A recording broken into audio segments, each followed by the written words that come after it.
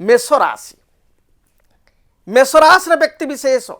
स्पष्टवादी परोपकारी आत्मसम्मान प्रिय क्षणक्रोधी हठात रागी जाती पुणी अध घंटा गले सब बुझी जाती ये स्वभाव मेष राशि व्यक्ति जदि आम विचार करवा देवगुरु बृहस्पति सी द्वितीय स्थान बा धन स्थान अच्छा पॉजिटिविटी स्थिति अच्छा एवं जोटा कि 15 मई 2025 पर्यंत ये पॉजिटिव स्थिति रे बृहस्पति रहिबे मात्र 15 मई 2025 परे द्वितीय स्थान रु तृतीय स्थान मिथुन को जिवे एवं आपण कर्माधिपति लाभाधिपति शनि अच्छा कौटी ना कुंभ राशि रे मूल त्रिकोण रे अच्छा एवं शनि 30 मार्च परे आपण राशि पूर्व राशि मीन राशि को चलन हेबे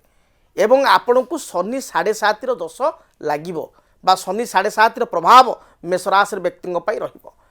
तेणु वर्षर प्रथमार्ध अपेक्षा वर्षर द्वितीयार्ध आपण मानक पई टिके जटिल रहिबो तेणु आपण जेतेबेले जहाँ भी इन्वेस्टमेंट करिवे जगी रखी करिवे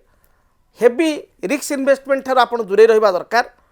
पारिवारिक जीवन मांगलिक कार्य एगुड़िक हो पार जेहेतु बृहस्पति वर्तमान द्वितीय पॉजिटिवली अच्छा तेणु मांगलिक कार्य हो पार संतान क्षेत्र स्थिति भल रहिबो दाम्पत्य जीवन सुखप्रद हेबो किंतु आपण शॉर्ट टर्म इन्वेस्टमेंट आपण किछि अल्प इन्वेस्टमेंट कले बा हेवी इन्वेस्टमेंट कले 6 मास 3 मास भितर बाहर करिवे भल रिटर्न एभली आशा करंतु नाही अंततपेक्ष आपण 30 मार्च पर बा 1 एप्रिल जो फाइनेंस ईयर आरंभ होउची या परठारु आपण प्रॉपर प्लानिंग करंतु शुभ फल पाई परिवे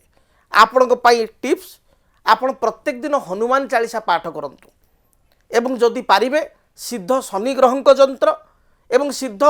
देवगुरुंक जंत्र बृहस्पति जंत्र ठाकुर घरे रखी प्रत्येक दिन पूजा करंतु देखिबे जहाँ भी बाधा रही दूरीभूत हेबो।